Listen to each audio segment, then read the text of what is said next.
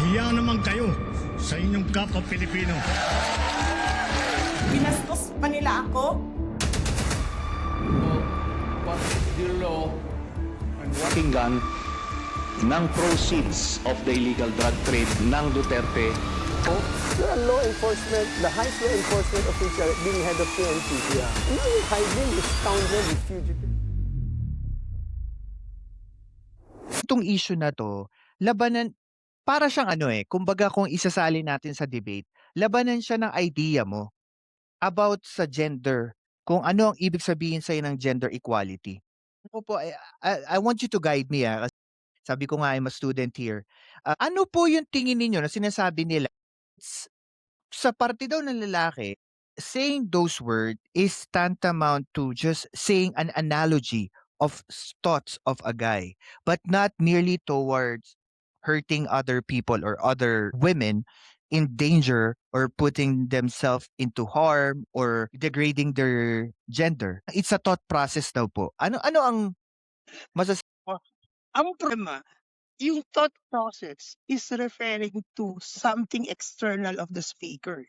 You're referring to another. At ang pinakamasama ron, you're objectifying. Okay.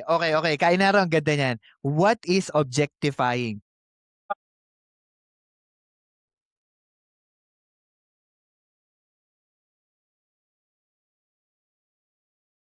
Mm.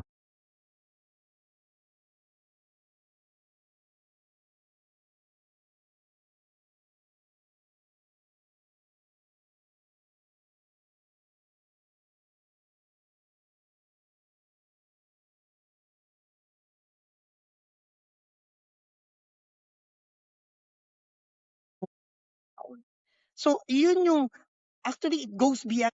Kaya nga, yung pagkakamali ng isang lalaki objectifying female is the same pagkakamali of female objectifying males.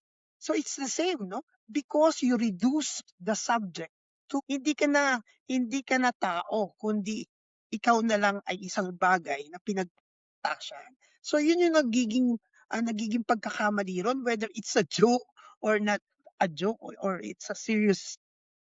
So hindi siya pa doon bumabagsak. Pero po sa tingin niyo po, because this is gender, syempre everyone has their opinion. Sa tingin niyo po, kailan nagkakaroon ng silver lining sa mga opinyong pang gender? Kasi ang tayo parehas na lalaki, so ang pinag-uusapan na natin yung designated to the person's imagination. And then parang sinasabi ng ibang kalalakihan, bakit kami lang bang mga lalaki, tulad nga ng sinasabi niyo, objectifying other gender? 'Di ba, yun na ba yung sukatan ngayon kung anong tama at mali porket may lalaki lang nagsalita? Ganun po yung nagiging diskwento ng ibang kalalakihan. Ano po masasabi niyo diyan?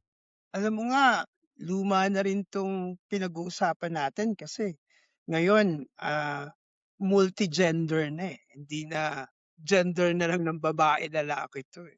Pero just the same, pumupunta ako ron sa root of the at sinusubukan ko, ng root of the matter is the innate, dignity o karapatan ng tao. Yun yung Mhm. puso ng usapin. Whether lalaki o babae suntay, whether si suntay ang nagsalita o isang babae to suntay, if you are objectifying ka, so walang katwiran doon, whether yan ay pabiro, nasabi mo.